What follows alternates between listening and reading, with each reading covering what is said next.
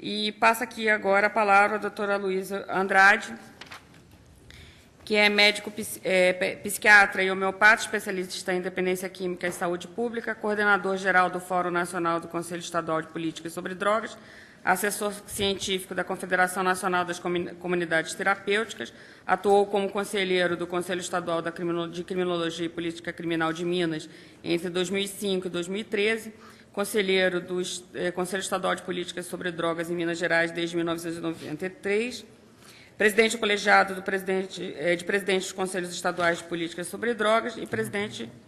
Hã?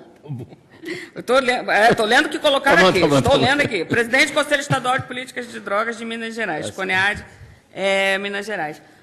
Passo a palavra para a sua apresentação. Obrigada. Muito obrigado. Agradecer a doutora Luísa Fonseca, agradecer o convite ao STJ, à Escola Nacional da Magistratura, e parabenizar pelo evento. Sem dúvida nenhuma que, depois de 10 anos da lei em vigor, essa discussão é mais do que natural, ela é urgente.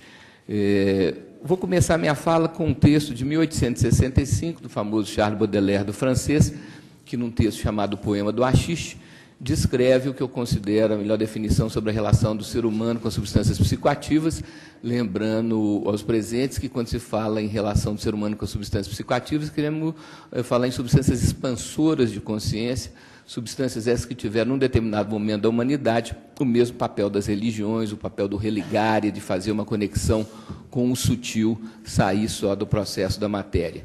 E Baudelaire descreve a embriaguez, qualquer que seja a origem dela, dizendo o seguinte, ele fala assim: estado este, encantador e estranho, do qual deveríamos tirar, se fôssemos sábios, a certeza de que é possível uma existência melhor e a esperança de alcançar essa existência melhor através do exercício diário da nossa vontade.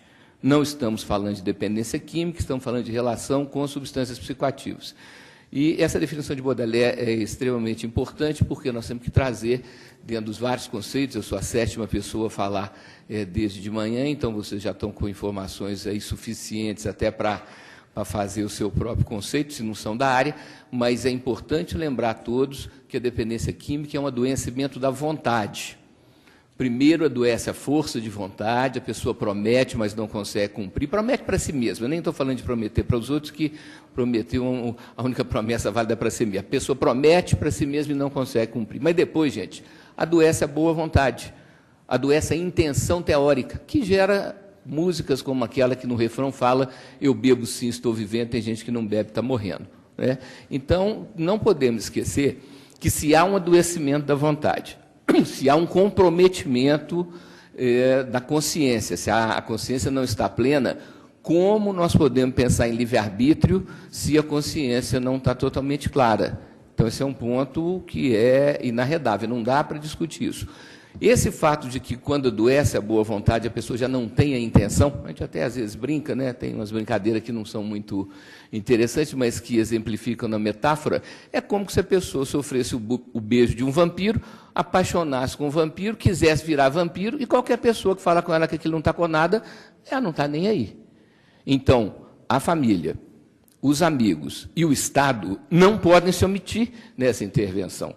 Por isso que as discussões sobre internações involuntárias, elas têm muito mais a ver com desrespeito, e isso daí não é questão de internação involuntária, é questão de desrespeito aos direitos humanos mínimos e a falta de conhecimento técnico. Porque eu não posso respeitar o direito de um deprimido de se suicidar antes de tratá-lo.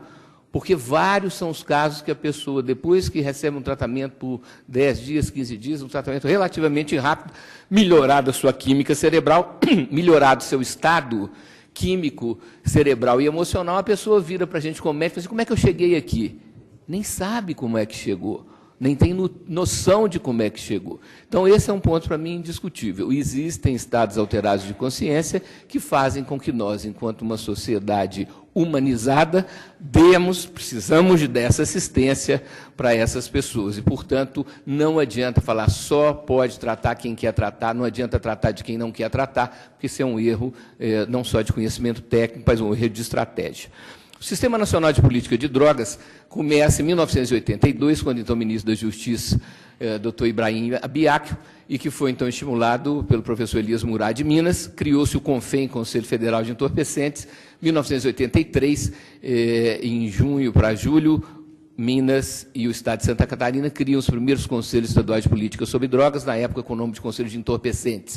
O Conselho de Minas completa agora, no mês de junho, 34 anos de existência, e eu sou um testemunho, porque participei desde o início do processo, era recém-formado, trabalhava com o professor Murat, de que, como em tudo que se conhece, doutora Luísa, no universo, as coisas funcionam na base da expansão e do recolhimento.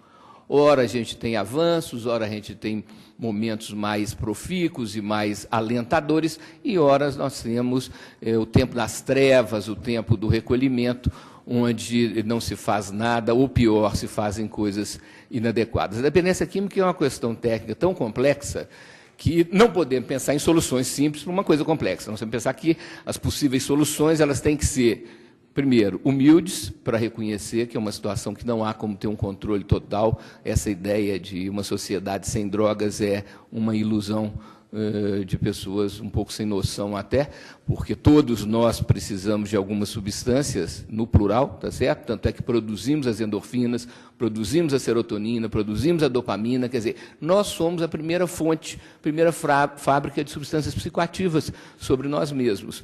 Então, isso daí é uma coisa, de novo, eu falo objetivo e concreto. Então, as soluções têm que ser humildes, elas têm que ser criativas e elas têm que ser transformadoras. Porque, para a gente ficar acompanhando as coisas meramente como telespectadores, como espectadores, isso daí, para nós técnicos, seja os operadores do direito, médicos, psicólogos, assistentes sociais, terapeutas ocupacionais, não faz sentido, senão a gente vai ser técnico em outra área. A dependência química ela é tão complexa que a lógica não é tão lógica e o bom senso não é suficiente. Você fala assim, espera aí, você está querendo aí confundir os raciocínios? Não, não é verdade. É fato que, na década de 70, a Europa assiste o aumento do uso de drogas injetáveis. Os especialistas se reúnem e chegam à conclusão que devem dificultar o acesso às seringas. Baixa-se uma norma exigindo receita médica para a compra de seringas. Pergunta, diminuiu o uso de droga injetável ou aumentou o compartilhamento de seringas? Óbvio.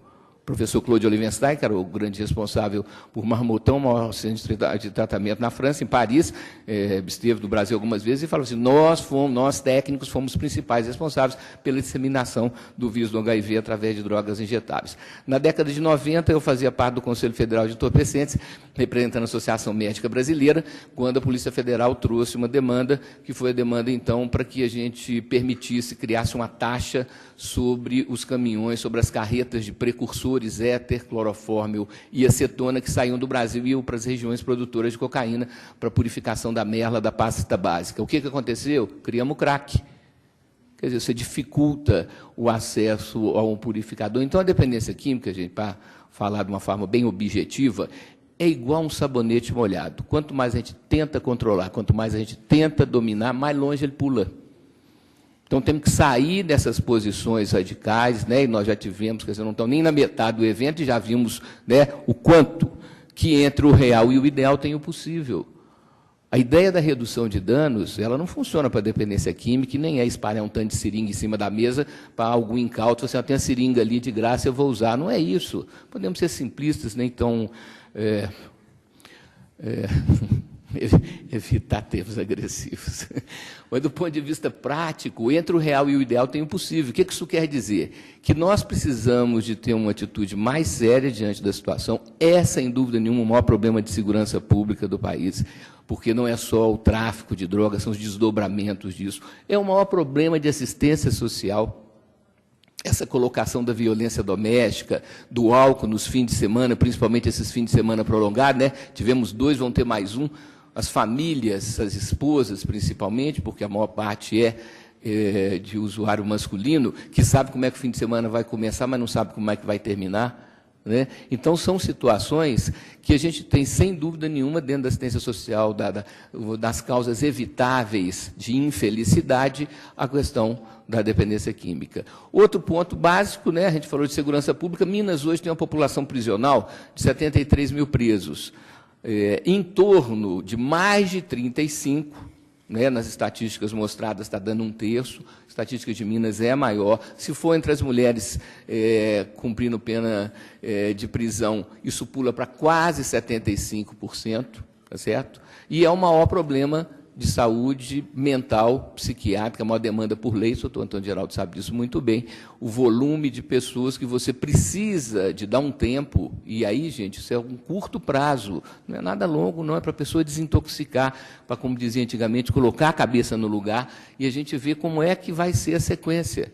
E quando se fala em inserção social do dependente químico, entendo eu que a vocação natural do dependente químico é para trabalhar com dependência química. Os que não tiverem uma comorbidade, não tiverem uma outra doença mental, né, os que tiverem interesse, os tratamentos em comunidades terapêuticas são tratamentos mais longos, todos voluntários, lembrando aos presentes que internação involuntária em clínica não faz sentido, internação involuntária tem que ser em hospital, como é que você vai levar uma pessoa para o meio do mato contra a vontade para passar uma abstinência?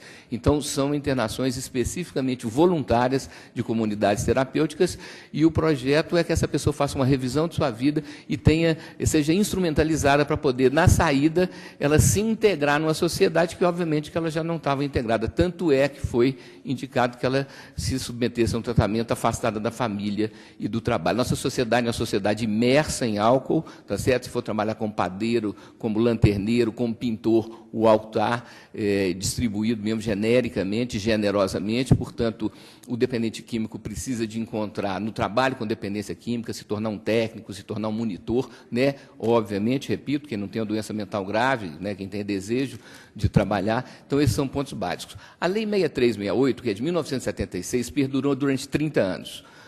Lógico que, quando surgiu a 9.099, nós tivemos, então, doutora Luiz, uma modificação, porque, né, crimes menores passaram a poder sair da 6368 e ir para 9.099. Mas, prestem atenção, em 1976, a Lei 6368, que foi a primeira específica lei sobre drogas, já trazia 3 elementos fundamentais. Primeiro, diferenciava traficante e usuário, dando penas diferentes. Segundo, propunha de uma forma concreta um ensino transversal sobre a questão de substâncias psicoativas e dependência química nas escolas, certo? Trabalho hoje que acabou sendo executado pelo PROERD, porque não houve como treinar os professores, não houve como se fazer esse tipo de processo, e já na 6368 se falava em prevenção de uma maneira mais ampla, e a única prevenção que existe ao uso de substâncias psicoativas é a prevenção através de uma sociedade que cria seus filhos baseado em valores éticos, valores morais, valores espirituais, valores de esforço e valores de razoabilidade. É uma mão, não gasta a segunda, não. Né? São 5 valores. Que é o que nos humaniza, doutora Luísa. Somos todos animais por natureza material na qual estamos. Somos todos animais que, por termos o lobo frontal, por termos o córtex pré-frontal, onde a gente assimila e guarda as memórias adquiridas, passamos por um treinamento, passamos pelo processo pedagógico da educação. É só isso. E lembrando que, diante da fome, diante da sede, diante da raiva, todo mundo vira bicho rapidinho. Uns demoram mais, outros demoram menos. Mas todos somos animais por natureza. E, junto com esse raciocínio, eu falo, todos temos um vazio existencial, o doutor Antônio Geraldo sabe disso muito bem. Quando a gente preenche o vazio do estômago, quem apita é o vazio da alma. E quem que é o vazio existencial, gente? Quem que é o vazio da alma? É o vazio, é a falta de sentido. Então, o vazio do estômago chama fome, o vazio da alma chama angústia, que não é depressão, que não é doença, não é tristeza, é falta. Falta de quê? De sentido. E quem preenche esse sentido, quem sustenta o sentido da vida, são, então, pilares, duplas de pilares. A família e os amigos, o trabalho e o lazer, a religião e a curtição. E a cada época da vida, a cada setênio, a cada período de 7 anos, nós temos que ir construindo novos pilares de sustentação. Uma sociedade que mostra para a sua população, para a sua comunidade, através das autoridades de vários níveis, né? Esse mau exemplo que nós temos, isso daí fica um contrassenso. A gente fala assim, ó, prevenção às drogas é advertir o quanto que mata. O que mata é estar vivo, gente. Só morre quem está vivo. Só adoece quem está vivo. Então, não vamos ser simplistas, não vamos ser assim tão bobinhos no sentido. Nós estamos diante do desafio, que é o desafio assim, a raison d'être dos franceses, o existir a que será que se destina. O que nós estamos fazendo aqui? E se nós não temos esses valores, se não treinamos as crianças, ou se as crianças não introjetaram esses valores, nos tornamos meros animais em pé de humanos. Que se os 3 controladores sociais não estiverem presentes, se não for o dinheiro, se não for a polícia, se não for a justiça, o que vai acontecer? A maioria dos 7 bilhões de habitantes estaria se atracando uns aos outros no meio da rua, ou para tomar o que o outro tem enquanto bem material, ou para usar o que o outro é em termo sexual.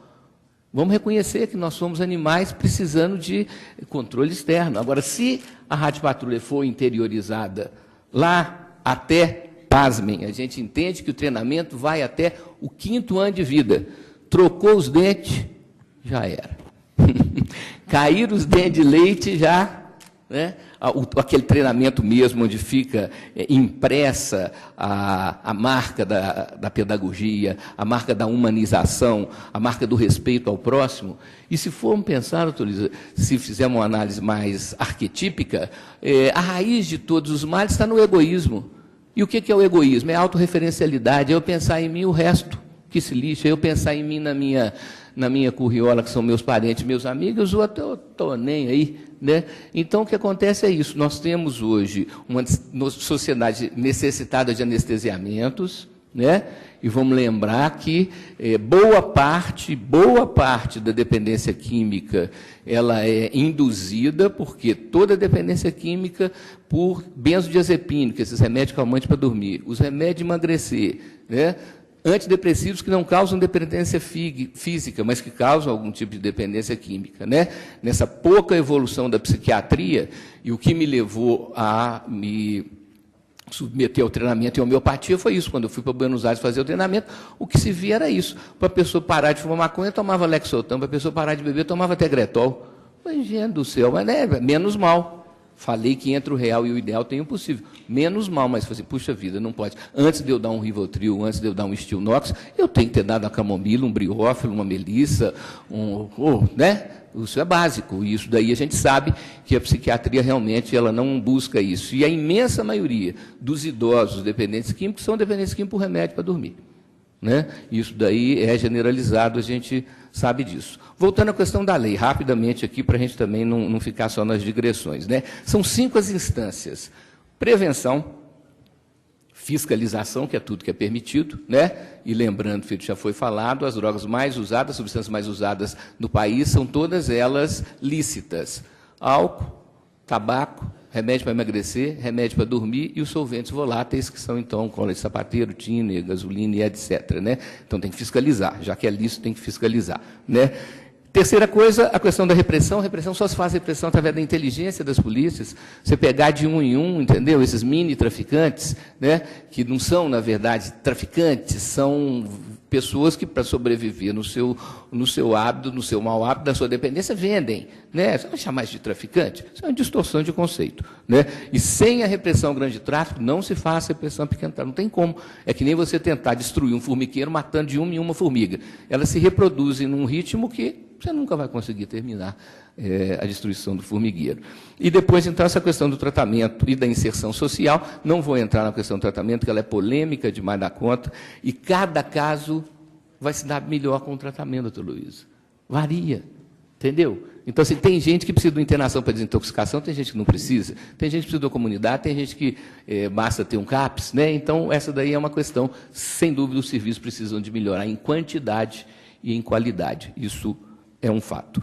A Lei 11.343, então, ela trouxe um dos maiores imbróglios jurídicos, e não é minha área, a maioria de vocês conhece disso muito melhor do que eu, mas quando no artigo 28 criminaliza-se o uso, né, e entendo que a criminalização tem que ser do uso público, né, do mesmo jeito que não se defeca em praça pública, não se deve usar substâncias causadoras de dependência em praça pública, do mesmo jeito que vários de nós praticamos convenientemente atos sexuais, não vou fazer isso na esquina ali, né? Então, o uso público ele tem que ser mesmo combatido na medida que é uma forma de não dar o antigo mau exemplo. Mas, o que aconteceu? Nessa criminalização, entendemos na época, e eu vou dar como terceiro exemplo, eu falei das drogas injetáveis, das seringas, falei da dificultação para os precursores chegarem às áreas de produção, e vou falar de uma consequência nefasta, que não era esperada por nós especialistas da área, que foi, no artigo 28, então, punições, criminalizado, condenado, punições, admoestação verbal feita por um juiz, porque o Tenjunino era padre que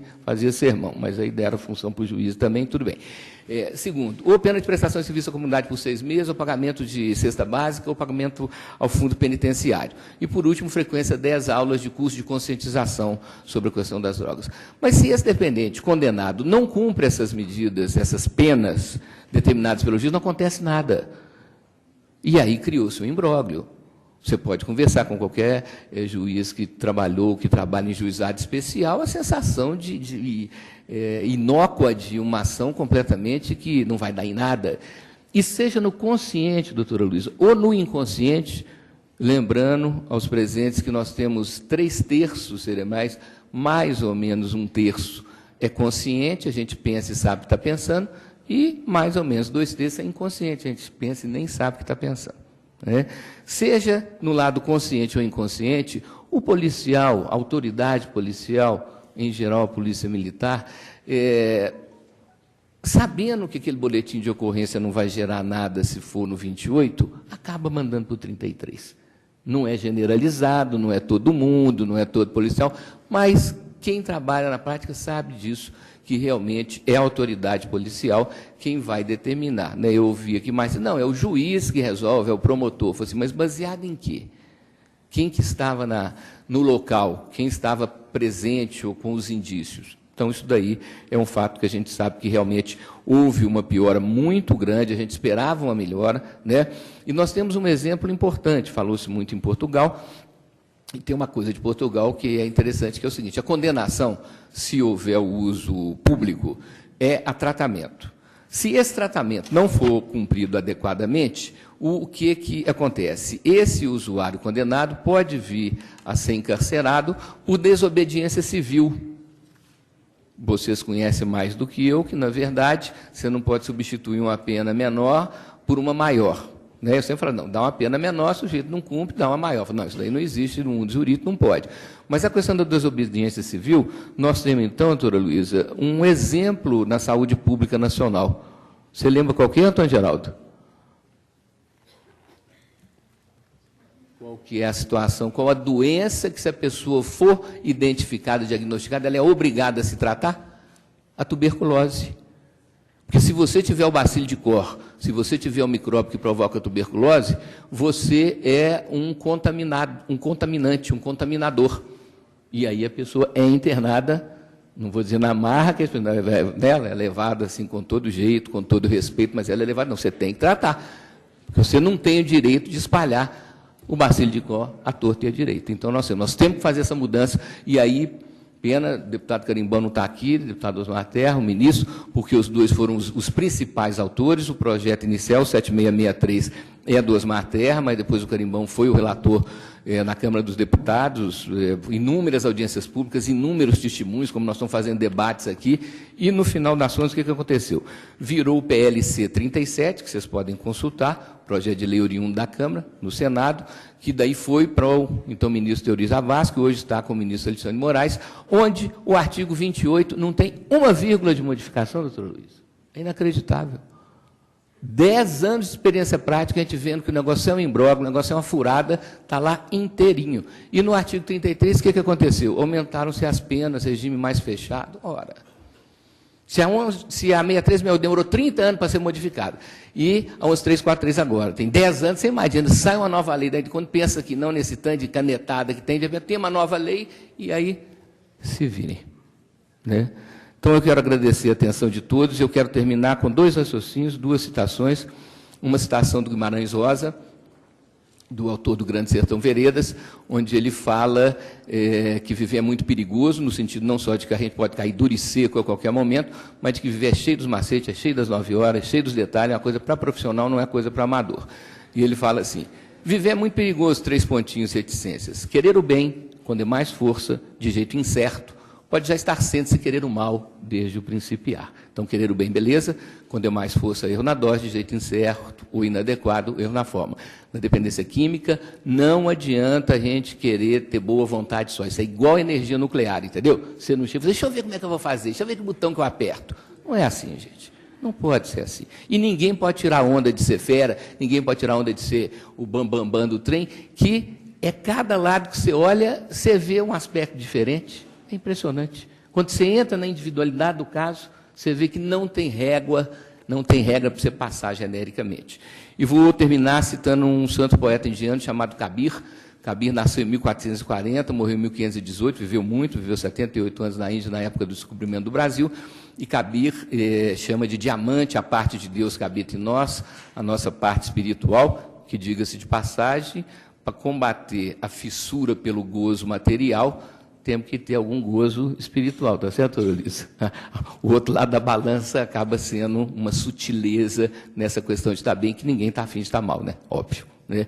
Então, Kabir, quando ele fala descobrir um diamante, ele quer dizer, tive um clique, tive eureka, tive um insight, né? Percebi que viver é mais do que comer e defecar, que viver é mais do que simplesmente trabalhar e pagar conta, que viver é um mistério que a gente tem que ter bastante capacidade para desfrutar. E ele diz o seguinte: meu coração está tão inebriado de amor que eu não sinto desejo de falar. Descobri um diamante, envolvi-o cuidadosamente em meu manto. E eu pergunto, por que abrir meu manto repetidas vezes, simplesmente para conferir se o diamante ali está? Aí ele fala, não, isso não é necessário, pois eu tenho certeza. Ele fala da convicção. E ele termina fazendo uma brincadeira, que ele fala assim, quem me vê de fora pode até pensar que eu estou embriagado, mas é embriagado do vinho do amor de Deus, que realmente, confesso, eu tenho bebido em demasia. Então, muito vinho do amor de Deus para vocês todos, e que Deus nos inspire, porque a situação precisa melhorar, está horrível, e nós vamos conseguir, se Deus quiser. Muito obrigado.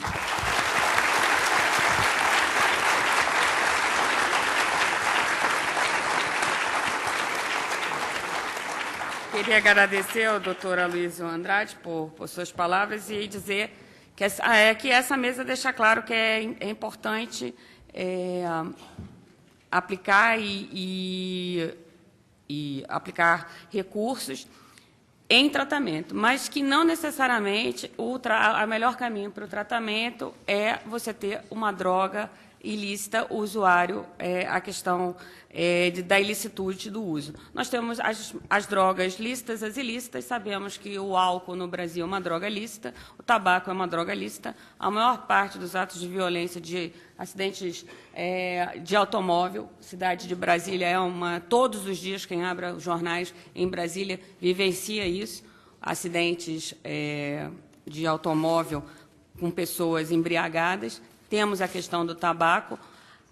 A questão do uso das drogas, ela deve ser lícita ou deve ser ilícita? Eu acho que o painel agora que se emenda aqui é bem importante. E eu deixo aqui a dica. Quem não viu, que veja o filme Ilegal, que está no YouTube, que é justamente a luta das famílias que têm seus parentes que precisam do uso do canabidiol e de outras drogas ilícitas, hoje ainda ilícitas, e como foi importante a atuação para que essa droga possa ser obtida de forma lícita e as pesquisas avançarem em razão da obtenção lícita. Deixar o usuário na ilicitude talvez não seja o melhor caminho. Essas são as minhas palavras aqui desse painel.